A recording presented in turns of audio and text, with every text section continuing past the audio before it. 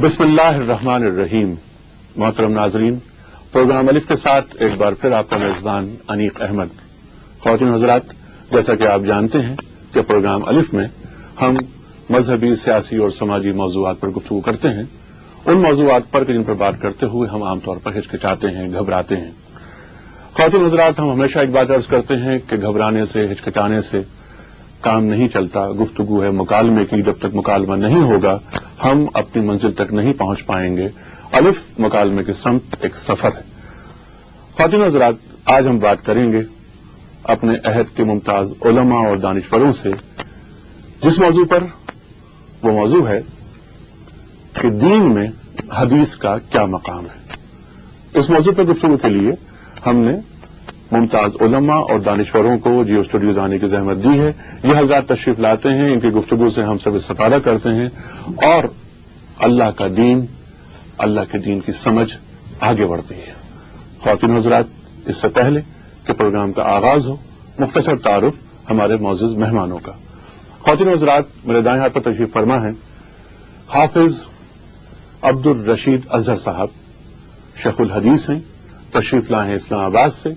तमाम जिंदगी तालीम और तदरीस में गुजरी, आजकल वफाकी शरई अदालत में एडवाइजर के मनसब पर फायज है। तशरीफ फरमा है मोहतरम जावेद अहमद गांधी साहब। ख्वातीन हज़रात, मुमताज मुहक्किक, साहिब निगाह, स्कॉलर, वो कहें और सुना करे कोई, हमारे प्रोग्राम्स में कई बार तशरीफ ला चुके हैं और आपकी गुफ्तगू से हम सब ने बारहा इस्तिफादा किया। ख्वातीन हज़रात, तशरीफ फरमा है मुफ्ती मुनीबुर रहमान साहब। ख्वातीन हज़रात, जाना पहचाना और माना हुआ नाम, चेयरमैन उलत हिलाल कमेटी, कई किताबों के मुसन्निफ, साहिब निगाह। और हमारे चौथे और आखिरी शरीक डॉक्टर मोहसिन नकवी साहब, मुमताज आलिम दीन हैं, लातादाद किताबों के मुसन्निफ। आप नॉर्थ अमेरिका में आपका दीन पर बेपनाह काम है। पाकिस्तान में भी आपकी जो दीनी खिदमात हैं उससे इनकार मुमकिन नहीं। ख्वातीन हज़रात, प्रोग्राम का आगाज हम चाहेंगे कि शेखुल हदीस अब्दुल रशीद अजहर साहब से गुफ्तगू का आगाज करें। जनाब अब्दुल रशीद साहब, जैसा आज का मौजू कि दीन में हदीस का क्या मकाम है, मौलाना साहब सहा सकता सही बुखारी, सही मुस्लिम, अबू दाऊद, निसाई, तिरमिजी, इब्न माजा, और हम फिक़ह जाफिया में देखते हैं तो उसूल काफी है, फिर मल्ला यज़रुल फ़क़ी है, इसके अलावा तहजीब की किताब मिलती है हमें, और उसके बाद आखिरी किताब अल इस्तफ़सार मिलती है। आप ये फरमाइए कि इस्लामी क़वानीन के माखज़ कुरान, सुन्नत और हदीस को समझा जाता है, इन तीनों में हदीस का क्या मकाम है? दीन उस तर्ज़ जिंदगी और तरीक़ा हयात को कहते हैं जो अल्लाह रब्बुल इज़्ज़त अपने बंदों से चाहता है। अल्लाह रब्बुल इज़्ज़त की मंशा और मुराद है कि बंदे इस तरीके और सलीके के साथ जिंदगी बसर करें। उसके लिए जो अल्लाह रब्बुल इज़्ज़त ने हिदायत दी हैं, हमारे ख्याल में वो दो चीजें हैं जिन पर मुकम्मल एतमाद है और वो दीन कहलाती हैं और दीन का मजमूआ कहलाती हैं। पहली चीज कुरान हकीम है, अल्लाह रब्बुल इज़्ज़त की किताब है जो हज़रत मुहम्मद रसूलुल्लाह सल्लल्लाहु अलैहि वसल्लम पर नाज़िल हुई, और दूसरी चीज उसके साथ हज़रत मुहम्मद रसूलुल्लाह सल्लल्लाहु अलैहि वसल्लम का उसवा हसना है, जिसकी ताबीर मुख्तलिफ अल्फाज में की जाती है। इमामुल अंबिया सल्लल्लाहु अलैहि वसल्लम के फरामीन की तरफ देखें तो हदीस कहा जाता है। आप सल्लल्लाहु अलैहि वसल्लम के तर्ज अमल और तरीक़ा जिंदगी को देखें तो उसे उसवा हसना कहा जाता है।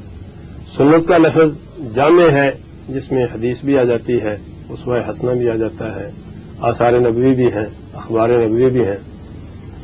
ये एक जामे और ऐसा लफ्ज़ है जिसमें आप सल्लल्लाहु अलैहि वसल्लम की सारी जिंदगी समो दी गई है।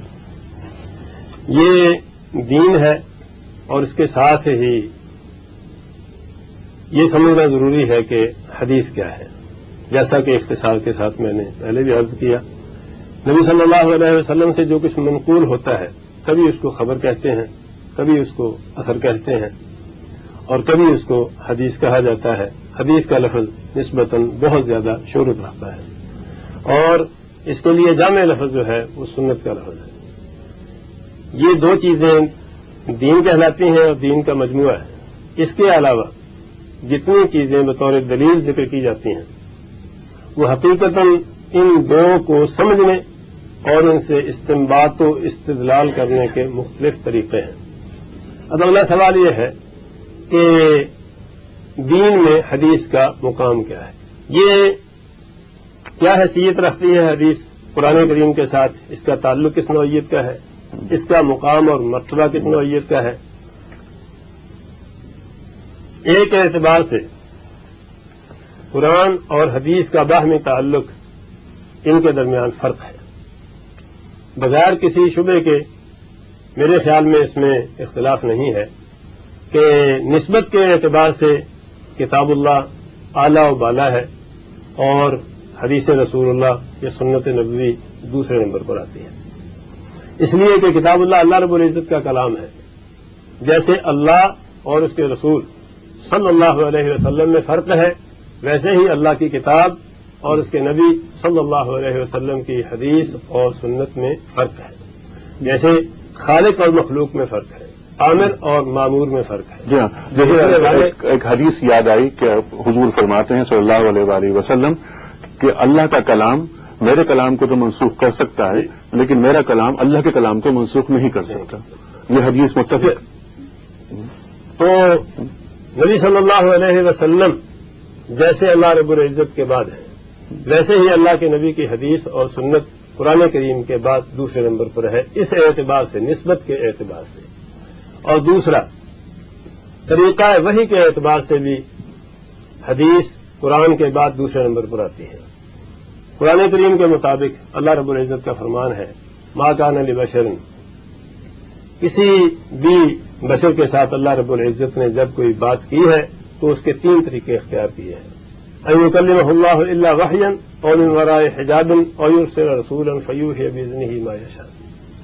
یا تو دل کے اندر اللہ رب العزت القاء فرما دیتے ہیں یا من وراء حجاب غیب سے گفتگو کرتے ہیں یا فرشتہ بھیج کر بات چیت ہوتی ہے. تو قرآن حکیم کا جو طریقہ وحی ہے وہ فرشتہ بھیج کر اللہ رب العزت کی طرف سے الفاظ اور معنی سب کچھ اللہ کی طرف سے. جی ہاں، یعنی جو ماخذ ہوا قرآن اور قرآن کے بعد حدیث، جیسے آپ نے فرمایا دوسرے نمبر پر، یعنی حدیث کو آپ حجت مان سکتے ہیں. حجت مان، یہ میں بعد میں آتا ہوں اس کی طرف. اچھا، تیسرا فرق کتاب اللہ اور سنت رسول اللہ کا کہ سنت دوسرے نمبر پر جس اعتبار سے آتی ہے وہ ثبوت کے اعتبار سے ہے. قرآن کریم پورے کا پورا شروع سے لے کر آخر تک قطعی ثبوت ہے، تواتر کے ساتھ ثابت ہے، اس میں کسی کو کبھی اختلاف نہیں ہوا. حدیث رسول اللہ صلی اللہ علیہ وسلم اس اعتبار سے، قطعی ثبوت ہونے کے اعتبار سے، تواتر کے اعتبار سے وہ مقام نہیں رکھتی جو کتاب اللہ کا مقام ہے. بہتر ہے. اس اعتبار سے حدیث دوسرے نمبر پر ہے.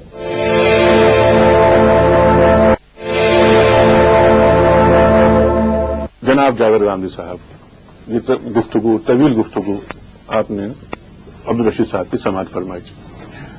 آغاز وہی سوال جو آپ سے میں نے عرض کیا تھا وہی سوال میں آپ سے اب یہ عرض کروں گا کہ قرآن، سنت اور حدیث تین ماخذ ہمارے پاس ہیں قوانین کے، اسلامی قوانین کے حصول کے لیے. حدیث کو کس مقام پر رکھتے ہیں اور وہی بات کہ کیا حدیث کو ہم حجت مان سکتے ہیں؟ دیکھیے حنیف صاحب، حدیث بعض ایسے موضوعات کو بیان کرتی ہے جس میں قرآن مجید میں ہمیں بہت سی چیزیں نہیں ملتی. رسالت میں آپ صلی اللہ علیہ وسلم کا اسوہ حسنہ ہے، اس کی تفصیلات کے بارے میں قرآن کچھ اشارات کر دے گا، اس کی تفصیلات حدیث ہی سے ملتی ہے. اس کا واحد ذریعہ وہی ہے. رسول اللہ علیہ وسلم کی تفہیم طویل ہے، نبی صلی اللہ علیہ وسلم پر دین اترا ہے. حضور صلی اللہ علیہ وسلم سے کسی نے دین کے بارے میں کوئی سوال کیا ہے، کوئی بات سمجھنا چاہیے، بطور خود حضور نے یہ چاہا کہ کوئی بات سمجھا دیں، اس کا ریکارڈ آپ کو کہاں ملے گا؟ اس کا مستند ترین ذریعہ حدیث ہے. یعنی یہ وہ امور ہیں جن کے بارے میں ہم کسی اور ذریعے کی طرف بعد میں رجوع کریں گے، سب سے پہلے حدیث کی طرف رجوع کریں گے، اس لیے کہ وہی زیادہ سے زیادہ اصطلاحات کے ساتھ ان چیزوں کو بیان کرتی ہے. جیسے میں نے عرض کیا کہ قرآن مجید میں کچھ اشارات تو حضور کی سیرت و سوانح کے بارے میں بھی، حضور صلی اللہ علیہ وسلم کے اسوہ حسنہ کے بارے میں آپ کو مل جائیں گے، لیکن ان کے جاننے کا واحد ذریعہ ہمارے پاس حدیث ہے، واحد اور مستند ترین ذریعہ حدیث ہے. حدیث کی دین میں وہی اہمیت ہے جو رسول اللہ علیہ وسلم کی اہمیت ہے. میں اپنے پیغمبر سے کیسے بے نیاز ہو سکتا ہوں؟ سوال یہ ہے کہ جس ہستی کو میں اللہ کا پیغمبر مانتا ہوں، میرے دل میں شدید خواہش ہوگی کہ میں ان کی تفہیم طویل سے واقف ہوں، میں ان کے اسوہ حسنہ سے واقف ہوں، میں ان کی سیرت و سوانح سے واقف ہوں، ان کے شب و روز سے واقف ہوں۔ حدیث کیا ہے؟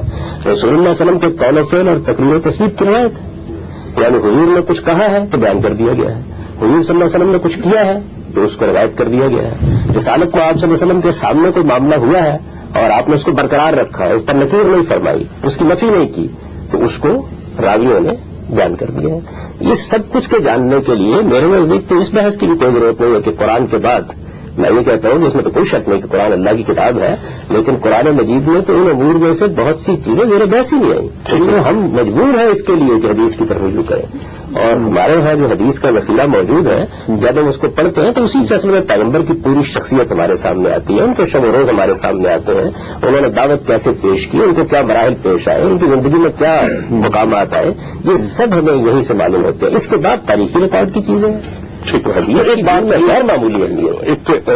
ایک خیال یہ ظاہر کیا جاتا ہے بعض اوقات کہ قرآن ہمارے لیے کافی ہے، حدیث کافی نہیں، تو آپ اس خیال سے اتفاق کرتے ہیں؟ تو یہ ہے کہ یہ ایک ایسی بات ہے کہ جو کوئی صاحب عقل اور صاحب بصیرت آدمی سننا بھی پسند نہیں کر سکتا۔ اس کی وجہ یہ ہے کہ رسول اللہ صلی اللہ علیہ وسلم کا نام دین ہے، دین کا تنہا ماخذ زمین کے اوپر محمد رسول اللہ صلی اللہ علیہ وسلم کی ذات والا صفات ہے، آپ نے جو دیا وہ دین ہے۔ سوال یہ ہے کہ قرآن مجید میرے پاس براہ راست آ گیا، قرآن مجید رسالت میں آپ صلی اللہ علیہ وسلم کا دیا وہ میرے پاس موجود ہے، تو رسول اللہ صلی اللہ علیہ وسلم کو میں کیا مانتا ہوں؟ فلسفی مانتا ہوں، حکیم مانتا ہوں، سیاستدان مانتا ہوں؟ رسول اللہ صلی اللہ علیہ وسلم کو محض اللہ تعالیٰ کی کتاب پہنچا دینے والا ایک معاذ اللہ ہرکارہ مانتا ہوں؟ میں ان کو پیغمبر مانتا ہوں، اور جب میں پیغمبر مانتا ہوں، حدیث برحق مانتا ہوں، تو پھر تو میرے لیے ان کی ایک ایک ادا کی اہمیت ہے، ایک ایک چیز کی اہمیت ہے، ایک ایک قول کی اور قرآن ہمیں حدیث کو سمجھے بغیر قرآن سمجھ میں نہیں آتا۔ یہ بات یہ کہ قرآن مجید کے سمجھنے اور سمجھانے کے معاملے کے بارے میں دو رائے ہو سکتی ہیں۔ قرآن مجید اپنی ذات میں عربی مبین میں ہے، بہت واضح ہے، لیکن بہت سے ایسے امور ہیں جن کے بارے میں ہم مجبور ہیں کہ ہم حدیث کی طرف رجوع کریں، یعنی خود حدیث کو بھی سمجھنے کے لیے قرآن کی ضرورت ہوتی ہے۔ قرآن مجید کے بعض مقامات کے بارے میں ہم کو حدیث سے بہت سی تفصیلات مل جاتی ہیں، تو یہ دونوں چیزیں جو ہیں ان کو الگ الگ کیا ہی نہیں جا سکتا۔ یہ کیسے ہو سکتا ہے کہ ایک ہستی نے ہم کو اللہ کی کتاب پکڑائی، ایک ہستی جو قول و فعل اور تقریر و تصویر کی روایت ہمارے سامنے آئی، وہی ہستی دین کا باقی ہے، وہی ہمارا پیغمبر ہے، اسی سے ہم کو حق ملا ہے، اس نے کہا یہ قرآن ہے تو وہ قرآن ہے۔ مفتی منیب الرحمان صاحب، آپ کیا فرماتے ہیں؟ پہلی بات تو یہ ہے کہ عقائد میں ترتیب کے اعتبار سے توحید ہے، وجود باری تعالی ہے، لیکن تسلیم کے اعتبار سے رسالت ہے، کیونکہ یہ سب چیزیں ہمیں رسول کے توسط سے ملی۔ اسی لیے اگر کوئی یہ کہے کہ میں نے اللہ کو صرف عقل سے مانا اور جانا اور رسول کی ذات کو بیچ میں سے ہٹا دے تو اس کی توحید بھی مقبول نہیں ہے بغیر رسالت کے۔ آپ کا بنیادی سوال یہ ہے کہ کیا حدیث اسلام میں حجت ہے؟ آپ نے تین باتیں کہہ دی کہ کتاب اللہ، سنت اور حدیث۔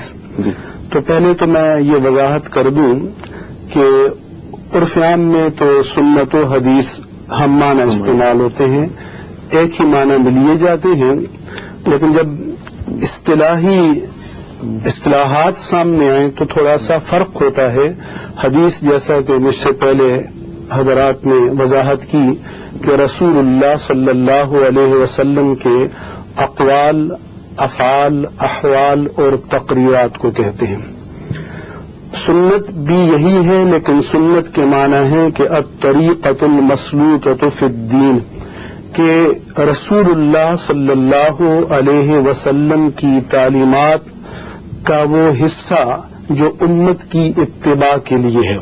مثال کے طور پر ایک وقت میں 4 سے زیادہ ازواج کا عقد میں ہونا، یہ حدیث تو ہے، یہ فعل رسول ہے، یہ احوال رسول میں سے ہے، لیکن یہ سنت نہیں ہے جو امت کی اتباع کے لیے اور امت کے لیے قابل عمل ہو۔ حجیت کا جہاں تک مسئلہ ہے کہ پہلی بات تو یہ ہے کہ بہت اچھی بات کہی گئی کہ خود کتاب اللہ جو متفق علیہ اور بلا اختلاف دین کی اساس ہے، اس کا کتاب اللہ ہونا بھی ہمیں زبان رسول اللہ صلی اللہ علیہ وسلم سے معلوم ہوا۔ ہم میں سے کسی کے پاس نہ اوپر سے ٹیلی فون آیا، نہ ہمارے پاس کوئی فرشتہ آیا۔ اگر رسول کی اتھارٹی کی نفی کر دی جائے تو پھر قرآن اور ایک عام کتاب میں کیا فرق رہ جاتا ہے؟ اس کے بعد قرآن مجید میں اللہ کا فرمان ہے کہ انا انزلنا الیک الذکر لتبین للناس ما نزل الیہم۔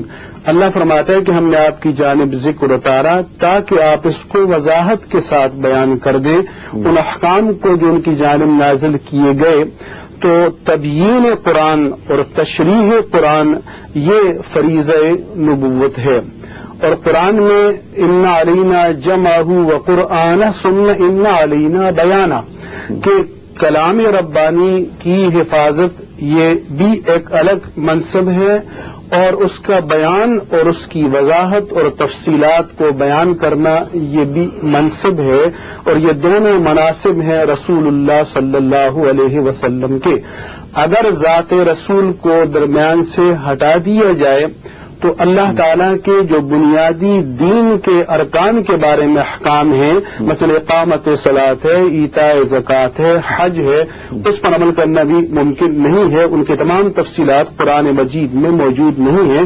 بہت سی ضروریات دین جو ہیں وہ ہمیں رسول اللہ صلی اللہ علیہ وسلم سے معلوم ہوئی، اور قرآن مجید خود کہتا ہے کہ ما آتاکم الرسول فخذوہ وما نہاکم عنہ فانتہوا۔ یہ قرآن یہ نہیں کہتا کہ جو کچھ قرآن میں ہے یہ کافی ہے، قرآن یہ اتھارٹی دیتا ہے رسول اللہ کو کہ جو تمہیں رسول دیں اس سے لے لو، جس سے روکے اس سے رک جاؤ۔ تو اس سے معلوم ہے کہ رسول کا حکم جو ہے وہ قرآن کی روح سے سند ہے۔ قرآن رسول کو محلل کہتا ہے، محرم کہتا ہے، تو تقنین شرعی جسے تشریع کہتے ہیں، جسے قانون سازی کہتے ہیں، اس کے لیے تو اللہ کے رسول کی ذات بالکل مرکزی حیثیت رکھتی ہے، اور جس طرح آپ کی ذات کے توسط سے پہنچا ہوا کلام باری تعالی ہمارے لیے دین کے کسی حکم کے اس بات کے لیے حجت ہے، اسی طرح سے رسول اللہ صلی اللہ علیہ وسلم کی سنت بھی حجت ہے۔ آپس میں تدریج کے اعتبار سے ان میں یقیناً درجہ بندی ہے، ثبوت کے اعتبار سے درجہ بندی ہے، قطعیت کے اعتبار سے درجہ بندی ہے، لیکن بنیادی سند ہونے میں مطلقاً کوئی اس کا انکار نہ کیا جا سکتا ہے۔ عقلاً اور نقلاً کسی کے اعتبار سے بھی اس کا انکار، یہ اس کا جواز نہیں ہے۔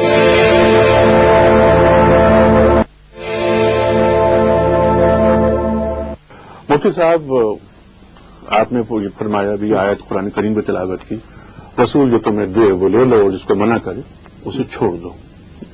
قرآن کریم میں میرے ارشاد ہے نا، قل ان کنتم تحبون اللہ فاتبعونی یحببکم اللہ۔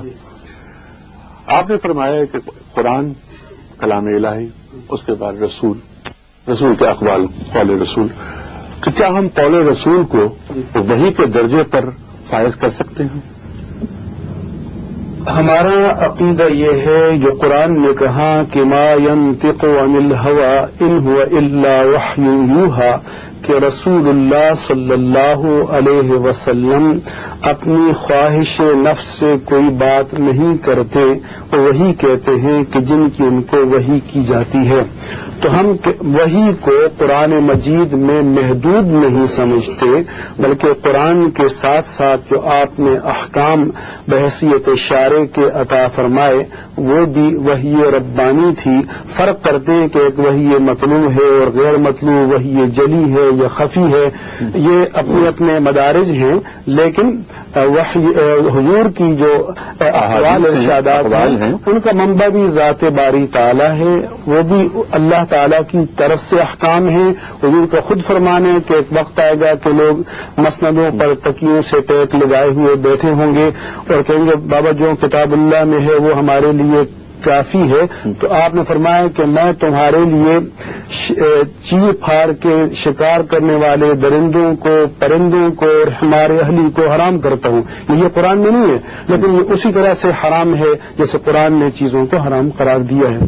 یہ وجہ فرمایا محسن نقوی صاحب، وما ينطق عن الهوى ان هو الا وحی یوحى، وحی خفی وحی جلی، آپ نے اس بابت آپ کیا فرمائیں گے؟ قول رسول کو کیا ہم وحی کے درجے پر آپ اس بات سے اتفاق کریں گے منیب الرحمان صاحب کی بات؟ اگر کسی قول رسول کا، فعل رسول کا یا تقریر رسول کا یقینی علم حاصل ہو جائے تو اس کا درجہ آیات قرآن سے یا یوں کہہ لیے کہ وحی ربانی سے کم نہیں ہے. اور کوئی شخص جو اس کا انکار کرتا ہے کہ نبی کریم صلی اللہ علیہ وسلم سے یہ بات میں ثابت مانتا ہوں میں، لیکن اس کے اوپر اعتقاد نہیں رکھتا یا اس کے اوپر عمل نہیں کروں گا، اس گویا کے نظریے سے کہ گویا کہ نعوذ باللہ نفی مقصود ہے، تو وہ دائرہ اسلام سے خارج ہے. کیونکہ جیسا کہ آیات قرآنی ہیں اور اس میں سے یہ آیت بھی سورہ النجم کی، وما ينطق عن الهوى ان هو الا وحی یوحی. حضرت ابراہیم علیہ السلام کی وہ دعا جو سورہ بقرہ میں نبی کریم صلی اللہ علیہ وسلم کے لیے آئی، اور پھر اس کا جواب سورہ آل عمران میں، اور پھر ہم سورہ جمعہ میں ہر جمعے جسے پڑھتے ہیں، اس میں جہاں مناسب نبوی کا ذکر کیا گیا ہے اس میں تعلیم کتاب و حکمت ہے. اور یہ تعلیم کتاب و حکمت جو ہے ظاہر ہے کہ وہ صرف آیات کی تلاوت تک نہیں ہے، بلکہ وہ جز اور اس کے بعد کہیے کہ وہ جو علمہ الکتاب والحکمہ کہ انہیں کتاب اور حکمت کی تعلیم دیتا ہے.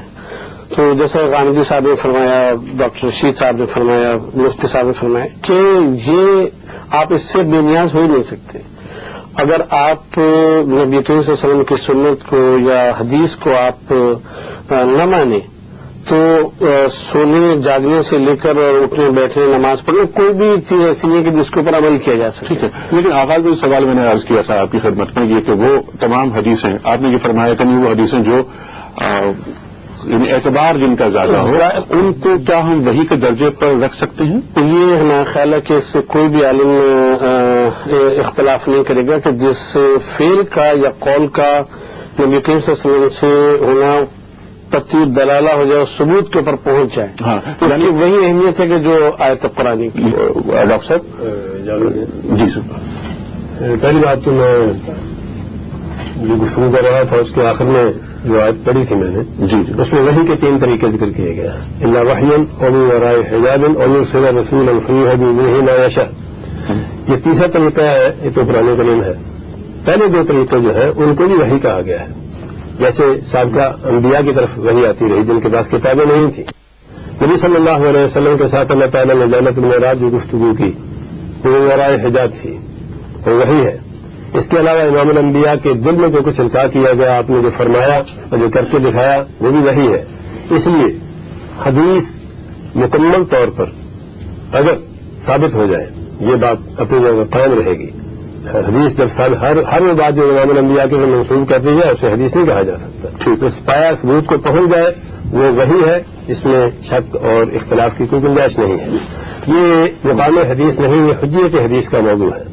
اور احادیث کی جو کتابیں ہیں ان پر گفتگو ایک الگ موضوع ہے، مقام حدیث ایک الگ موضوع ہے. اس وقت جو ہم گفتگو کر رہے ہیں وہ مقام حدیث، کیونکہ دین میں حدیث کا کیا مقام ہے، یا دوسرے لفظوں میں یوں کہہ لیں کہ حدیث کا قرآن کے ساتھ کیا تعلق ہے. ٹھیک ہے، اگلا موضوع جو ہے کہ جو کچھ ہمارے ہاں موجود ہے ان کی ثبوت کی کیا حیثیت ہے، یہ ایک الگ موضوع ہے. ٹھیک، بالکل ٹھیک ہے. محسن صاحب آپ کی بات کٹ گئی تھی، آپ بات مکمل کر لیجیے. دیکھیے جیسا ہم نے بالکل اپنی گفتگو میں عرض کیا تھا کہ اگر کوئی بات نبی کریم صلی اللہ علیہ وسلم سے ثابت ہو جائے تو وہ تو بالکل وحی کے درجے کے اوپر ہے. لیکن رہا جیسے صحیح بخاری یا صحیح ستہ کے اور کتب کے استناد کا تعلق، تو اس میں سے کوئی کتاب ایسی نہیں ہے باوجود اس کے کہ صحیح بخاری کو صحیح ترین مانا جاتا ہے، لیکن صحیح بخاری کے اوپر بھی متعدد تنقیدات موجود ہیں، متعدد تعقبات موجود ہیں. امام دارقطنی نے 112 حدیث کے اوپر اور روایات کے اوپر کلام کیا ہے. تو اس طرح سے مختلف وہ ہیں روایتیں صحیح بخاری کی بھی ایسی کہ جو مارج بحث میں آئی ہیں، اور محدثین نے کبھی بھی اس کو اس طرح سے نہیں لیا کہ جیسے قرآن مجید تنقید سے بالاتر ہے ویسے صحیح ستہ میں سے کسی کتاب کو انہوں نے تنقید سے بالاتر رکھا ہو. اسی لیے ہم ہر دور میں محدثین کی مختلف کاوشوں کو علماء اہل سنت میں دیکھتے ہیں، اور ہم شاید جہاں یہ آپ کی نالج کے لیے تھوڑا سا اضافہ کریں گے کہ ہمارے عہد میں ایک بہت مشہور محدث گزرے ہیں ناصر الدین البانی، انہوں نے تقریباً 60 کی کوئی کتاب ایسی نہیں ہے کہ جس کا انہوں نے دوبارہ جائزہ لے کر اور اس کا صحیح نہ تیار کیا ہو اور اس کی ضعیف احادیث کو علیحدہ نہ جمع کیا ہو. لہذا ہم یہ بات تو نہیں کہہ سکتے کہ صحیح بخاری جو ہے وہ از اول تا آخر بالکل تنقید سے بالاتر ہے، لیکن ہم یہ کہہ سکتے ہیں کہ ان میں سے بیشتر احادیث ہوں گے جن کو علماء اہل سنت کو کبار محدثین نے صحیح مانا ہے.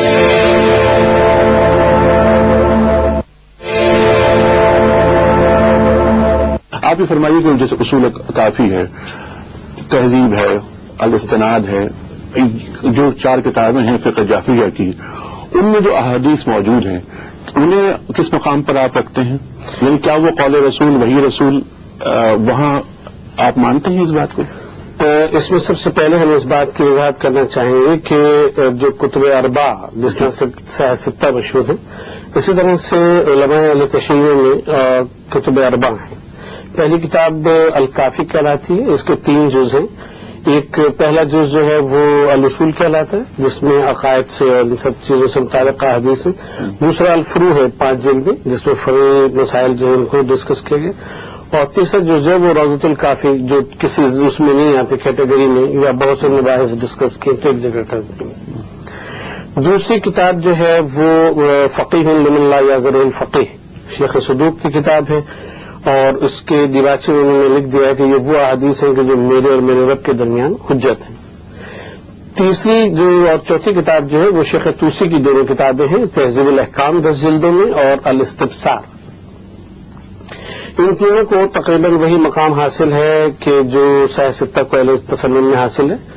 اور جہاں تک اس میں روایات کا تعلق ہے تو ہم یہ بتا دیں کہ ان میں سے بھی کوئی کتاب ایسی نہیں کہ جو محدثین کے نزدیک وہ رتبہ رکھتی ہو کہ اس کو تنقید سے بالاتر سمجھا جائے. جیسے الکافی کے اوپر جو کام کیا آیت اللہ باقر بہبودی نے، تو صحیح الکافی جو لکھی ہے انہوں نے تو اصل کافی میں 16,099 احادیث ہیں اور اس میں 3,055 احادیث ہیں. یا علامہ مجلسی نے جو شرح لکھی ہے تو اس میں ہر روایت کا درجہ استناد اور وہ سب جو بتایا ہے انہوں نے. تو حدیث سے جو بھی ہو، حدیث کی کوئی بھی کتاب ہو، جب تک کہ وہ اس میں سے کوئی حدیث یا کوئی روایت جو ہے وہ پایا ثبوت کو نہیں پہنچتی، اس وقت تک اس کو قطعیت کا تو درجہ حاصل نہیں ہے، وہی کا درجہ حاصل نہیں ہے. لیکن جب وہ ثابت ہو جائے کہ ہاں یہ نبی کریم صلی اللہ علیہ وسلم نے ایسے ہی فرمایا ہے تو پھر ظاہر ہے کہ اس میں مجال کلام. کتب اربع کے تعلق سے آپ کی رائے یہ ہے کہ وہ 4 کتابیں بالکل صحیح مستند احادیث پر مشتمل کتابیں ہیں، وہ بھی تنقید سے بالاتر نہیں ہے اور ان کے اوپر بھی کام ہے. جیسے تہذیب کے اوپر علامہ مجلسی نے تہذیب التہذیب نامی کتاب لکھی اور اس میں اس کے جو بھی احادیث ہیں اس کا تجزیہ کیا اور بتایا کہ کون سے صحیح ہے کون سے غلط. اچھا، یہ صحاحت کا آپ ایک سوال میں آپ سے اور کرنا چاہوں گا کہ صحاحت کے تعلق سے کچھ کتابیں ہیں، ان کے تعلق سے یہ ان کو فقہ جعفریہ میں نہیں مانا جاتا. ان کو فقہ جعفریہ میں یہ کہنا کہ ان کو فقہ جعفریہ میں نہیں مانا جاتا یہ کہنا تو درست نہیں. اچھا، کیونکہ ہم یہ دیکھتے ہیں کہ کوئی کتاب صحیح بخاری اور صحیح مسلم کی جو روایتیں ہیں اور جو احادیث ہیں ان کو جی ہم عرض کرتے ہیں کہ ہمارے جتنے بڑے محدثین گزرے ہیں ان سب کو 6 اور بھی جو بڑی کتابیں ہیں جیسے مجموعہ طبرانی ہے، دار قطنی وغیرہ ہیں، ان کا اجازہ جو تھا وہ ان کو حاصل تھا اجازہ روایت. انہوں نے باقاعدہ ان کو درسن لیا اور اس کا اجازت جو تھے وہ انہوں نے حاصل کیا ہمارے علماء نے. ٹھیک ہے. جہاں تک فقی احکام کے استنباط کا تعلق ہے تو یقیناً فقہ جعفریہ کی کوئی کتاب ایسی نہیں کہ جس میں 6 سے کہ کسی حدیث سے اس طرح سے استدلال کیا گیا ہو کہ وہ کسی فقہی مسئلے کی بنیاد بنے. لیکن شواہد اور نظائر کے طور کے اوپر احادیث جو ہے وہ ضرور لی گئی ہیں. اور جہاں تک فضائل کی احادیث کا تعلق ہے وہ تو بغیر کسی اس کے قبول کی گئی ہیں، چاہے 6 میں جہاں بھی آئی ہوں. جو مختلف اکابرین کے فضائل ہیں اس میں ان ابواب کو بالکل سامنے رکھا گیا ہے اور عموماً احادیث کو تسلیم کیا گیا. اچھا، راوی سے قطع نظر کے راوی کوئی بھی ہو نہیں. جس طرح سے فن حدیث میں جرح و تعدیل کے اصول قائم ہیں اور روایت لینے کے اور روایت کے مختلف وہ ہیں، اسی صورت سے مدرسہ جعفریہ میں بھی اسی طرح سے اصول ہیں جرح و تعدیل کے، اور بغیر بحث و تمہیز کے کسی راوی کو سے روایت نہیں لی جاتی جب تک کہ اس کے اوپر پوری تنقید موجود نہ ہو. بلا فرمایا. ڈاکٹر صاحب، ایک بات محسن نقوی صاحب کی گفتگو سے یہ نکل کر کے آئی کہ صاحب صحیح بخاری جو کتاب اللہ کے بعد صحیح اور جامع ترین کتاب جس کو مانا جاتا ہے، علماء کا اس پر ایک اجماع ہے، اس میں بھی کچھ ریزرویشنز ہیں، کچھ تحفظات۔ اچھا، یہ کہا جاتا ہے، اسے ہم غلط فہمی کہہ لیں یا ایک تاثر کہہ لیں، وہ یہ کہ صاحب 193 ہجری میں حضرت امام بخاری پیدا ہوئے، 3 صدی ہجری میں احادیث جمع ہوئی اور 6 لاکھ احادیث یا 9 لاکھ احادیث جمع ہوتی ہیں، پھر مقررات کو اگر نکال دیے جائیں تو 4200 احادیث میرے خیال صحیح بخاری میں ہیں۔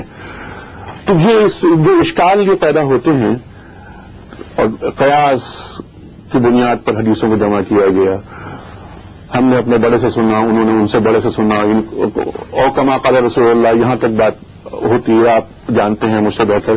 آپ ہی فرمائیے کہ اس قسم کے جو اشکالات ہیں ان کی کوئی حیثیت ہے؟ سب سے پہلے تو میں صحیح بخاری کے بارے میں، بلکہ صحیح ہے ان کے بارے میں وضاحت کرنا ضروری سمجھتا ہوں کہ فی الواقع محدثین کی جدوجہد اور ان کی کاوش کبھی بھی تنقید سے بالا نہیں رہی، اور انہوں نے یہ کوششوں کا دروازہ بند بھی نہیں کیا، بلکہ حافظ بن صلاح جو معروف محدث اور اصول حدیث کے ماہر اور امام مانے جاتے ہیں، ان کا خیال تھا کہ یہ تنقید کا دروازہ بند کر دیا جائے، اور جن پر اتفاق ہو چکا ہے اب کسی کو یہ حق نہ دیا جائے کہ اس کے بارے میں دوبارہ غور کرے۔ لیکن محدثین کرام نے ان کی اس بات کو تسلیم نہیں کیا، ہمیشہ ہی تحقیق ہوتی رہی، جیسا کہ شیخ ناصر الدین البانی رحمہ اللہ کا نام لیا گیا، انہوں نے بھی پوری صحیح ہے ان کا نئے سرے سے جائزہ لیا، اور بھی بہت سارے محدثین نے جائزہ لیا، لیکن حقیقت یہ ہے کہ اس وقت تک ان تمام کوششوں تمام کاوشوں کے نتیجے میں کوئی ایسی معقول بات سامنے نہیں آئی جس کے نتیجے میں ہم یہ کہہ سکیں کہ صحیح بخاری یا صحیح مسلم کی احادیث میں سے اتنی احادیث ناقابل قبول ہیں۔ گویا کہ جس شخص نے بھی تحقیق کی وہ اسی نتیجے پر پہنچا کہ ان کی تحقیق آخری انتہائی تحقیق تھی، وہ اصول بھی ان کے عظیم و شان تھے، بلکہ امام بخاری رحمۃ اللہ علیہ کی جو صحیح بخاری کے اندر حدیث لانے کی شرطیں ہیں ان میں سے ایک شرط یہ بھی ہے کہ میں ایسی حدیث سے ایسی روایتیں دوں گا جن پر مجھ سے پہلے یا میرے دور میں اتفاق ہو چکا ہو۔ تو اس اعتبار سے جہاں تک اختلاف کا تعلق ہے وہ تو دنیا کی کوئی شے نہیں ہے جس میں کوئی اختلاف نہ ہو، لیکن عموماً امت کا اس پر اتفاق ہے کہ صحیح ہے ان کی تمام روایات تنقید کے تمام مراحل سے گزر کر متفق علیہ ہو چکے ہیں۔ تو اس اعتبار سے دوسری بات جو تھی کہ بعد میں آ کے یہ حدیث جمع ہوئی ہے، تو یہ تو آپ جانتے ہیں کہ قرآن حکیم بھی حضرت ابوبکر صدیق کے دور میں جمع ہوا، بعد میں حضرت عثمان نے سرکار نے اس کا تیار کیا، کسی چیز کے درمیان فاصلہ آنے سے اس کی حیثیت نہیں گرتی، اور جب سب سے بہترین طریقہ جو ہے کہ میں نے فلاں سے سنا، میں اس نے فلاں سے سنا، اس نے فلاں سے سنا، اور یہ جتنے حضرات ہیں ان سب کی زندگیاں مکمل طور پر سامنے ہیں، ایک ایک حرکت ان کے سامنے ہے، پیدائش، اساتذہ، تلاميذ، ان کے عقائد، ان کی سیرت کے بعد سب چیز کا جائزہ لیا گیا ہے، اور جو لوگ اس معیار پر پورے اترے ہیں ان سے روایتیں لی گئی ہیں۔ اور جہاں تک تعلق ہے یہ لاکھوں والی بات کا، یہ بھی ایک غلط فہمی ہے لوگوں کو، حقیقت میں بہت سارے اعتبارات ہیں جن کی روح سے محدثین یہ تعداد ذکر کرتے ہیں، اصل میں جو روایات نبی صلی اللہ علیہ وسلم تک پہنچتی ہیں وہ مجموعہ نکالا جائے تو تمام کتابوں میں تقریباً 50,000 کے قریب اصل احادیث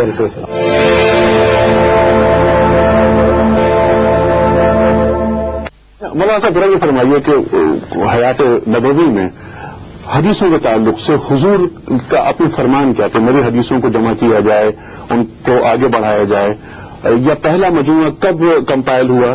حمام ابن منبہ کا نام آتا ہے، پھر حضرت علی کے کچھ صحیفے ہیں، عمر بن الاس کا نام آتا ہے، آپ اس تعلق سے کچھ فرمائیے کہ حدیثیں جمع ہونی کب سے شروع ہو گئی تھی؟ نبی علیہ الصلوۃ والسلام نے اپنی ابتدائی زندگی میں لوگوں کو روکا تھا حدیث لکھنے سے، تاکہ قرآن اور حدیث کے درمیان خلط ملط نہ ہو جائے، کوئی ملاوٹ کی صورت پیدا ہو جائے۔